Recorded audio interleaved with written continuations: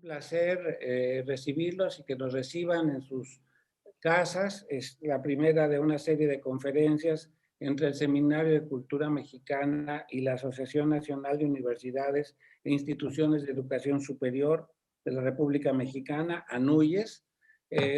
Nos es muy grato para el seminario iniciar este ciclo de conferencias y esta mañana, esta tarde, inicio de tarde, nos acompaña la maestra Ángeles González Gamio, quien hablará sobre la Escuela Normal Superior, contará su historia y alguna que otra anécdota en sus deliciosas pláticas y conferencias que nos hace el favor de darlo.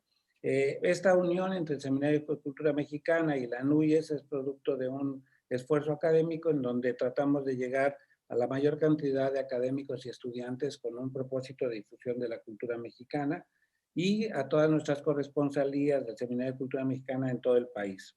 Sé que es impertinente de mi parte, pero me obligo a presentar ante todos ustedes a Ángeles González Gamio porque es súper conocida, es una cronista por herencia y por la pasión de descubrir y compartir las historias de la Ciudad de México. Es licenciada en Derecho por la UNAM. En el ámbito laboral ha trabajado en el Instituto Nacional de Antropología e Historia y durante mucho tiempo fue miembro muy activo del Consejo del Centro Histórico y ocupó la Secretaría General del Consejo de la Crónica. Condujo la serie Tesoros y Secretos del Barrio Universitario para TV UNAM en el periodo de 2011 y 2013, por lo que recibió el Premio Nacional de Periodismo.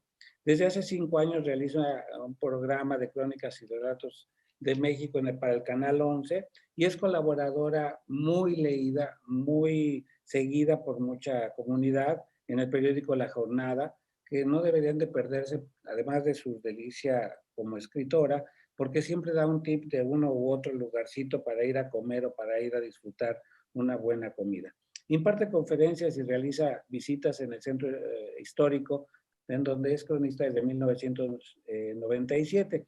Ha recibido varios reconocimientos, entre ellos la presea Benito Juárez del 95, que otorga la Sociedad Mexicana de Geografía y Estadística.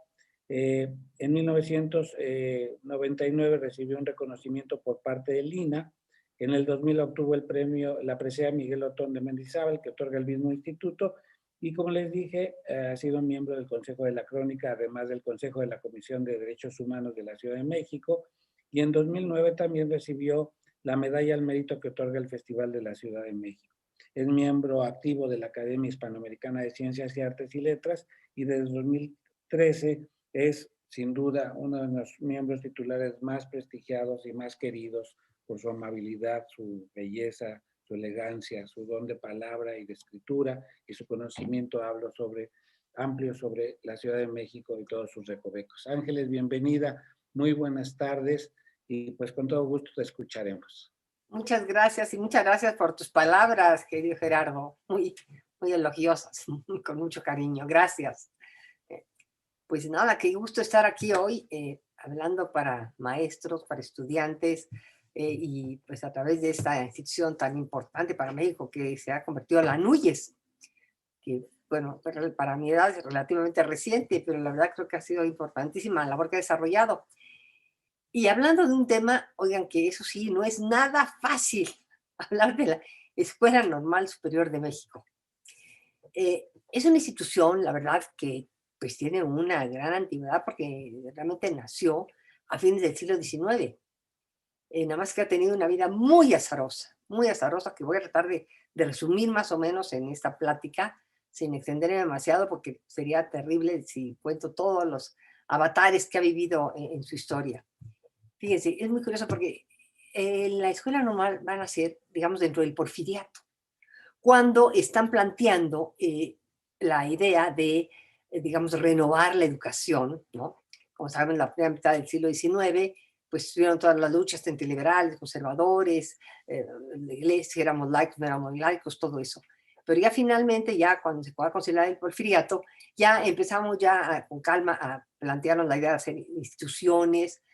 Y una de esas instituciones que, bueno, surge por supuesto de la Escuela Nacional Preparatoria, con las ideas que va a traer de Europa Paulino Barrera. Recuerden que en el porfiriato, pues queríamos ser básicamente franceses, ustedes recordarán, entonces veíamos muchos hacia Francia, ¿no?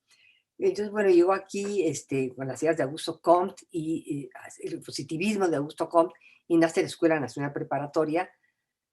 Y posteriormente, fíjense, don Justo Sierra, que era una persona, bueno, probablemente un hombre muy brillante, aunque fuera parte del gobierno porfirista, pero él tenía la idea de que se tenía que crear una nueva universidad, una universidad nacional, que sustituyera lo que había sido la Real y Pontificia Universidad, que como recordamos, nació a mediados del siglo XVI, muy tempranamente, en 1553, se dice que es la primera del continente americano, y bueno, durante muchos siglos fue la universidad, la Real Pontificia, pero fíjese, después de la independencia ya empezaron todas las cuestiones de que primero quitarle lo de la Real, la Universidad Real, no, pero todavía era la Pontificia, porque, como recordamos, la Iglesia siguió siendo muy poderosa hasta mediados del siglo XIX, cuando finalmente triunfan los liberales y por las leyes de reforma ya el país se vuelve laico, ¿no? Y ya a la Iglesia se le quita todo ese poder impresionante que tenía, ¿no? Que a mí todavía no deja de admirarme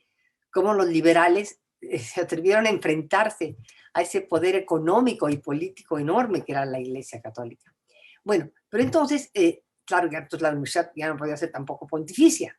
Entonces dijo, no, hay que crear una nueva institución y borrar la memoria de esta universidad.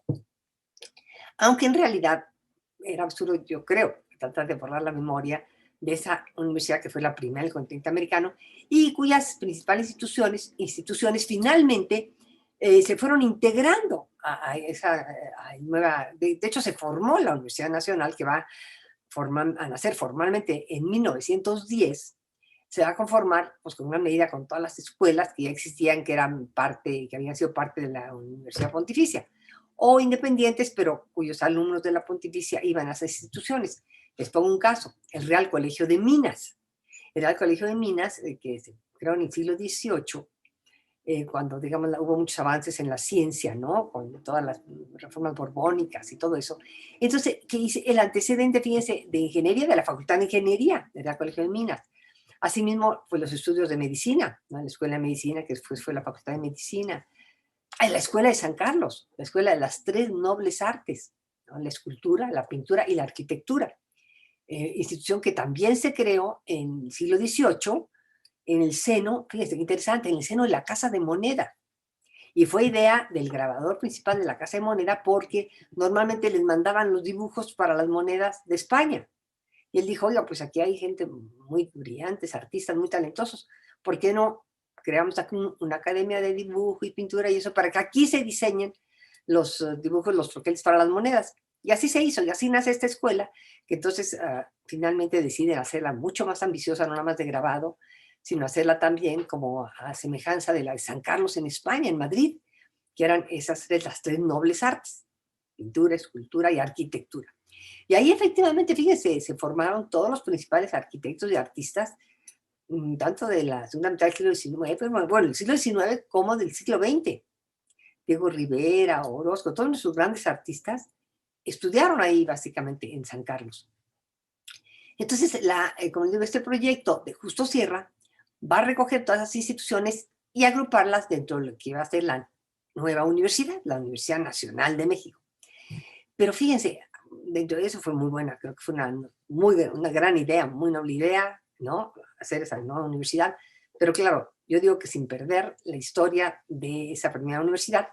Pero fíjense, lo que sí fue un error de Justo Sierra, eso sí lo quiero decir, es que esa antigua universidad, la Real Pontificia, tenía un edificio precioso, una sede extraordinaria, que estaba precisamente donde ahora se encuentra la Suprema Corte de Justicia, esa mole pesadota. Bueno, en ese enorme predio estaba esa universidad, que era una construcción hermosísima, con su enorme patio precioso, donde, por cierto, muchos años estuvo ahí en el centro el Caballito.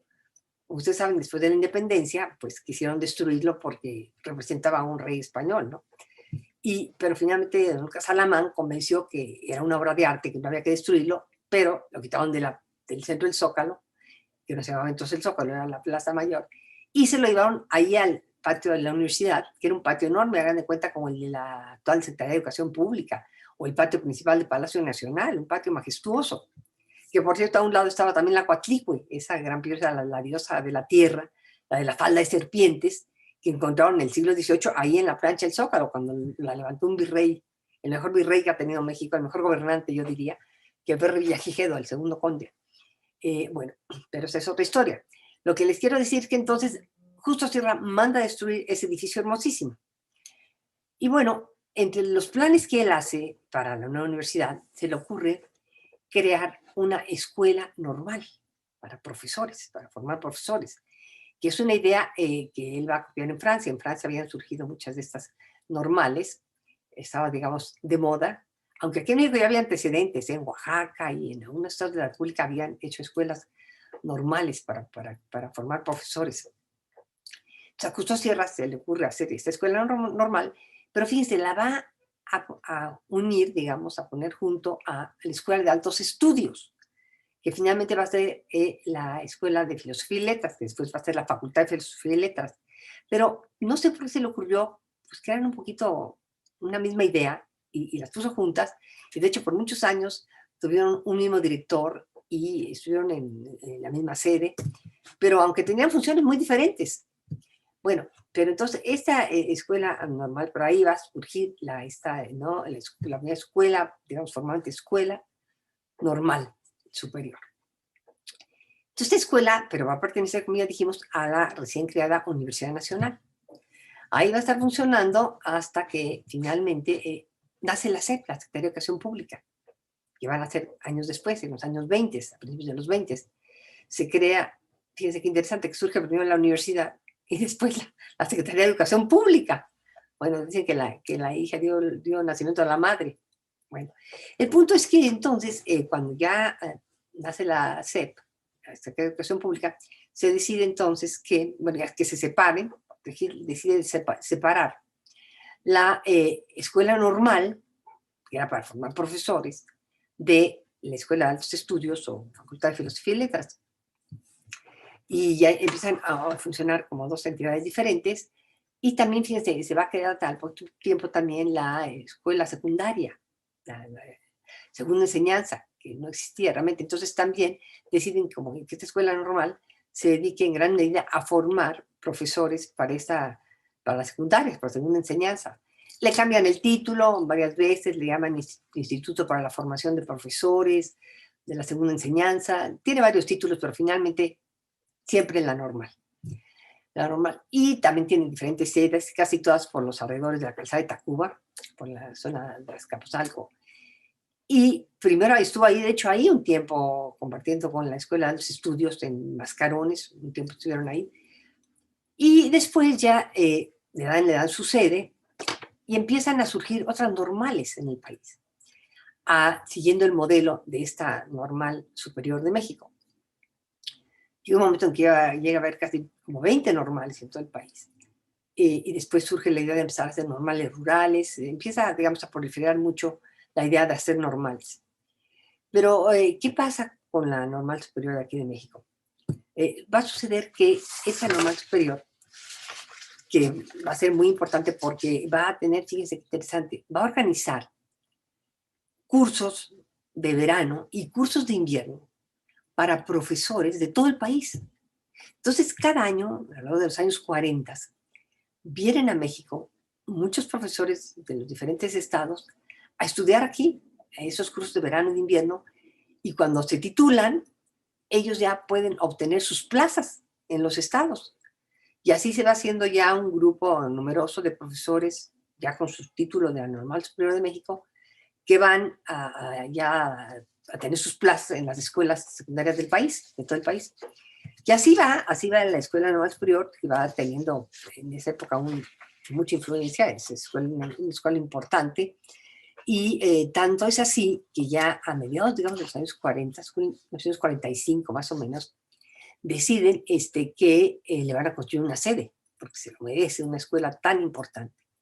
Entonces adquieren un enorme terreno el gobierno en la calzada México-Tacuba, a la altura de San Cosme, más o menos, ¿no? Y casi llegando a lo que ahora sería el anillo interior, que entonces era el río Verónica. Bueno, entonces van a construir ahí, y fíjense, acababa de llegar a México un arquitecto, un joven arquitecto, Mario Pani.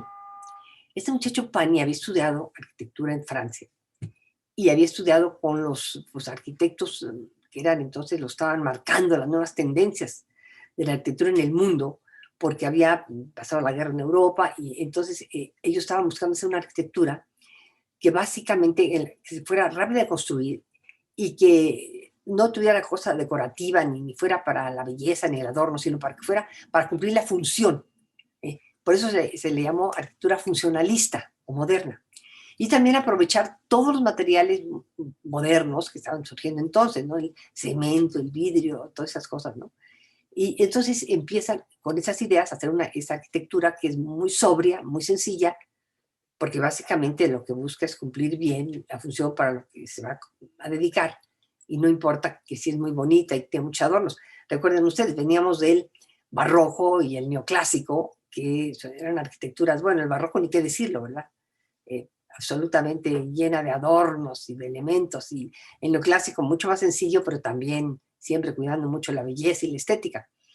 Bueno, entonces este muchacho que había estudiado, como les digo, en Francia, y entre otros con el famoso Le Corbusier, que hizo toda esta escuela nueva de la arquitectura moderna, entonces llega a México muy entusiasmado. Él era el sobrino, hay que decirlo, de uno de los hombres muy poderosos de la política, don Alberto Pani. Entonces le dan esta obra gigantesca, y este muchacho va a diseñar una construcción fantástica, que todavía, imagínense, está ahí, ha tenido cambios y modificaciones, pero básicamente está lo que hizo este muchacho Pani. Él va a hacer, como era el terreno enorme, va a hacer varios cuerpos de edificios, porque va a ser la torre principal de la escuela, ¿no? Que creo que tiene como 10 pisos, y va a ser un enorme auditorio en forma de abanico gigantesco. Luego les voy a hacer una pequeña, les voy a leer una reseñita que hice una vez de esa arquitectura, y va a invitar a artistas, porque ustedes recuerden que después de la Revolución va a surgir este sentimiento nacionalista que se va a expresar, entre otras cosas, en el arte. Bueno, en todos los órdenes de la vida, porque ustedes recuerdan cómo va a surgir toda esta música muy nacionalista en que van a recoger lo que era supuestamente toda la música regional mexicana, la música de México, la música antigua, grandes compositores como Silvestre Revueltas, como Moncayo, como Blas Galindo, y que van a hacer estas composiciones inspiradas en esa música, por ejemplo, el famoso Huapango de Moncayo, que es una de nuestras grandes obras, ¿verdad? Bueno, todo eso es que está expresando esa mentalidad, de un sentimiento nacionalista que surge después de la Revolución, y en la literatura también se va a plasmar la famosa literatura de la Revolución Mexicana, y por supuesto en el arte. Ahí va a encontrar una de sus mayores expresiones, entre otras cosas en el famoso muralismo. El muralismo, que entonces recordemos, mucha gente no sabía leer, entonces pensó que el arte era un medio muy bueno para, digamos, enseñarle a la gente esa nueva mentalidad, darle un sentido de identidad, porque en este nacionalismo se buscaba recuperar el orgullo por nuestra herencia indígena, por nuestra herencia prehispánica, ¿no? Que se había perdido el porfiriato, pues queríamos ser como franceses, ¿verdad?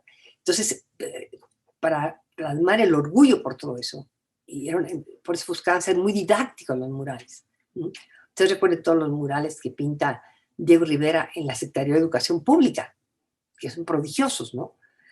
Porque abarca todos los aspectos prácticamente de la cultura de México, en todo el país. Bueno, entonces Mario Pani, que entiende esa mentalidad y la admira mucho, invita a artistas para que trabajen ahí en el edificio de la Normal, el edificio de la Normal, y empieza ahí a funcionar ahí la Normal. Ay, pero fíjense una cosa que fue muy novedosa, que deciden, bueno, por supuesto, él habla con pedagogos y todo para ver qué es lo que tiene que tener esta escuela, ¿no? Entonces piensan que es muy importante que haya lugares para que hagan sus prácticas los profesores. Entonces van a poner una escuela secundaria dentro de este gran predio, y una escuela de preescolar, y una escuela primaria, y en fin, hay una serie de escuelas para que los estudiantes de profesor puedan hacer ahí sus prácticas. Fíjense qué cosa formidable. Pero claro, sucede que entonces ya había habido un enorme crecimiento en las escuelas normales. La Normal Superior era ya un lugar, digamos, bueno, en donde se iban formando gentes muy combativas, ¿no? Muy combativas, grupos de maestros disidentes muy combativos, que pues empezaron a agruparse ahí, aprovechando que eran instalaciones tan grandes. También se unieron ahí una serie de agrupaciones disidentes, de obreros, de campesinos, diferentes cosas. Y entonces en estos años 40 pues empieza a volverse realmente ahí en la Normal, pues un lugar de mucho conflicto, ¿no? En el sentido de que se agrupaban ahí diferentes grupos de maestros disidentes y también de obreros campesinos que aprovechaban estas instalaciones fabulosas para hacer sus grandes mítines, hacían huelgas. Un año completo tuvieron cerrada la escuela porque estaban pidiendo demandas. Muchas demandas eran justas, no muy justas, no la mayoría. Pero vamos, los métodos eran bastante pues, agresivos y el gobierno obviamente reaccionó, ¿no? Y bueno, así pasaron los años y de las primeras cosas que hicieron fue, decidieron ya en los años 50, por ejemplo, que la Normal Superior, cuando se reabriera, al reabrirla ya no iba a ser para estudiantes de provincia, no. Iba a ser nada más para los estudiantes de la Ciudad de México, del Distrito Federal, entonces todavía el Distrito Federal, nada más para el Distrito Federal, o sea, le quitaron esa influencia, digamos, tan fuerte que tenía en provincia, ¿no? Fuera de la ciudad, aunque ya había otras normales que seguían el modelo de esa normal. También se habían ido creando normales rurales, y según la zona, normales especialistas en las estudios agropecuarias, pesqueras. Hubo realmente una profilación enorme de normales para profesores de primaria, normales para profesores de secundaria. Y en general era un gremio combativo, fuerte, ¿no? Y pues el gobierno quería aplacar todo ese vigor que tenían estos maestros.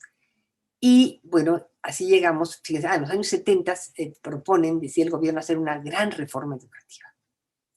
Dicen, esa va a ser la solución, pero hay que darles participación a los maestros.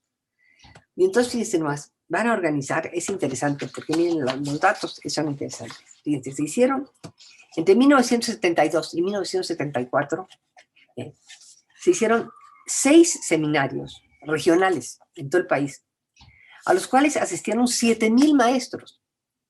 Paralelamente, se hicieron 17,000 encuestas en todo el país para recoger las opiniones de los maestros, de los que ellos sentían en qué debía consistir esta famosa reforma.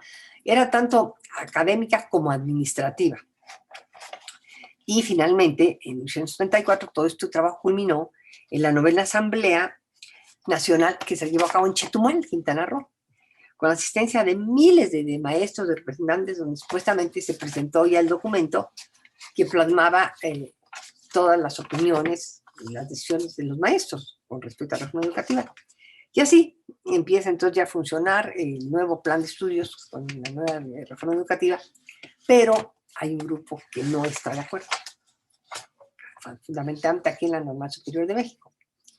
Este grupo disidente, que era sobre todo de maestros de turno vespertino y eso, piensan que no hubo realmente una verdadera participación de todos los maestros y que no se acepta esa reforma educativa y vuelve a haber una serie de conflictos como el de los años 50, también en marchas, mítines y demás. Entonces, lo que hace el gobierno, pues es decir, no, esto tenemos que aplacarlo porque sí, no hay manera, ¿no? Entonces, dicen, vamos a descentralizar, quitarle poder a la Escuela Normal Superior de México y dividirlo. Entonces se llevaron parte de toda la estructura, digamos, de la normal, de la que dependían las normales de todos los estados, se van a llevar una parte a Sonora, otra parte a Querétaro, y así van tratando de minar, digamos, la fuerza, el poder que tenía la Escuela Normal Superior. Y vino el año de los años 80, en que seguían las cosas con conflictos, pero pasó una cosa muy tremenda, que fue el famoso temblor, te recordás, en 1985. Y eso dañó el edificio de la Normal. De hecho, tuvieron que destruir la famosa torre enorme que había hecho PAN. Y entonces, con ese pretexto, cierran la Normal. Y dicen, no, que habían reabierto después de los conflictos de los 50. La cierran y dicen, no, tenemos que replantear todo esto, se tiene que destruir, ya quedó peligrosa, nada. Y después cerraron un tiempo, entonces deciden llevársela a la zona del Rosario, en Azcapotzalco, donde se había construido un edificio nuevo para que fuera la recién creada Universidad Autónoma Metropolitana. Pero resulta que ese edificio no se llegó a ocupar, entre otras cosas porque estaba cerca de una preparatoria y cerca de no sé qué, y se pensó que podía ser un sitio un poco también conflictivo de juntar a tantos estudiantes de diferentes áreas en una misma zona. Y después de estar un tiempo sin uso, decidieron llevarse ahí la Escuela Normal Superior de México, que es donde funciona hasta la fecha. Y ese edificio extraordinario de la Normal, ahí en la Calzada de Tacuba, que ahí está, todavía funciona una o dos escuelitas y hay oficinas. Tengo entendido que ahí está la Dirección de Educación Superior de la SEP, en fin, hay dependencias. Pero sí, realmente lo que se ha venido buscando con el tiempo es, como les digo, minar la fuerza de las normales en todo el país. Pero ahora, claro, son nuevos tiempos y parece que está reviviéndose esto, ya se quieren volver a abrir normales que fueron icónicas, como la famosa normal del MEXE, ustedes habrán oído de ella en el estado de Hidalgo, que fue ahí se formaron muchos de los grandes líderes magisteriales, y finalmente la cerraron precisamente para... Y tenemos, bueno, por supuesto, la normal de Ayotzinapa, usted recordará, ¿no? Que también pero hay muchas normales en todo el país que son combativas, que muchas son muy buenas escuelas, pero sí está claro que los estudiantes, que esas escuelas, muchos de ellos son estudiantes que son, digamos, transformadores, con una mentalidad transformadora, y que no siempre han tenido el trato que deben de tener los profesores, ¿no? Los que están formando para profesores. Que eso ahora ha habido un replanteamiento y que parece ser que todo eso va a cambiar. Y yo anhelaría que en estos cambios que se están dando ahora, que se aprovechara para recuperar esa escuela impresionante, esos edificios impresionantes que hizo el arquitecto Pani, porque aparte les doy una cosa, que en sí es una muestra importantísima de la arquitectura de esa época, guarda de alguna manera la historia de la Escuela Normal Superior de México, que es finalmente una institución emblemática, con una gran historia, y que, como vemos, ha tenido una historia muy azarosa, pero sin embargo ahí está, fuerte, y seguramente siempre estará. Pero la idea es que esté cada día mejor, y qué mejor que recuperara sus antiguas instalaciones, ¿no? Que aparte de lo que hay ahora, la renovación, digamos, educativa, ideológica, todos estos aspectos, pues que haya también una renovación de la sede donde estudian, y ojalá volviera a tener esa trascendencia que tuvo en todo el país, que creo que fue muy importante, porque aparte, pues creó como unos vínculos de comunicación muy valiosos entre los maestros del país, porque imagínense que a esos cursos de verano y de invierno, que había entre los años 40, 50, venían los maestros de todo el país. Entonces aquí se encontraban y convivían los maestros de Tabasco con los maestros de Sonora, ¿no? De Chiapas, en fin, de Guanajuato, de todo el país. Y eso pues les daba una gran riqueza a ellos, primero como profesores, como formadores, ¿no? Pues tenían la visión de otros lugares. Claro, el pretexto que se buscó fue un poco de que como la educación debía obedecer más a las necesidades regionales, que ahí, claro, hay un punto, ¿no? Pero eso no quitaba que se dieran estos cursos que podían ser en verano, invierno, en las vacaciones, para que los maestros vinieran a tener otras visiones, ¿no? Una formación distinta y llevarla a sus regiones, ¿no? Eso no quitaba para poder establecer la educación regional que se buscaba. De manera que, pues en eso estamos ahora y esperamos que la normal, que como les digo, siempre ha sido una escuela emblemática, vuelva a recuperar la fuerza y el lugar que tuvo en sus mejores tiempos. Y porque sí es esencial, ya lo hemos visto, que una cosa fundamental, si queremos realmente mejorar nuestro sistema educativo, es que tenemos que apoyar a los maestros. Porque el maestro no nada más enseña, ya sabes que el maestro forma, el maestro transmite, en parte de conocimientos, transmite valores, transmite principios. Entonces es importantísimo que los maestros sean gente muy bien formada, y para formarse bien tienen que estar en muy buena situación, bien pagados, y estudiar en buenas instalaciones. Les voy a leer muy brevemente lo que escribí hace unos años de este edificio de la normal, para que vean de lo que estoy hablando. Y yo creo que lo pueden ir a visitar cuando quieran, ¿eh? Dice, el crecimiento acelerado de la normal requirió la construcción de instalaciones más grandes y diseñadas para ese uso específico. Así, en 1945 se adquirió un enorme predio en la calzada México-Tacuba y se contrató al arquitecto Mario Pani. El brillante arquitecto se había formado en París, regresó a México con las ideas de la arquitectura moderna que habían surgido en Europa después de la Segunda Guerra Mundial. Asimismo, tuvo cercanía con el notable arquitecto racionalista Le Corbusier, que fue una de sus mayores influencias. Al regresar Pani a México, se interesó en las manifestaciones artísticas que habían surgido de la Revolución. Decidió integrar en la arquitectura expresiones de arte, formando parte de un movimiento llamado Integración Plástica. Participaron artistas de la talla de Diego Rivera, José Clemente Orozco, David Álvaro Siqueiros, Juan O'Gorman, Luis Ortiz Monasterio y Carlos Mérida, entre otros. En el vasto y bello conjunto de construcciones que diseñó para la Normal, invitó a participar a José Clemente Orozco y Luis Ortiz Monasterio. Les pidió que plasmaran su visión sobre la historia de México. Los escenarios son extraordinarios. Pani diseñó un amplio foro al aire libre en forma de abanico, rodeado por unas construcciones con pasillos y columnas que alojan salones de clase. Como telón de fondo, Orozco pintó en el escenario un mural de proporciones monumentales. Imaginen nada más, 350 metros cuadrados, titulado Alegoría Nacional. Representa las distintas etapas de nuestra historia.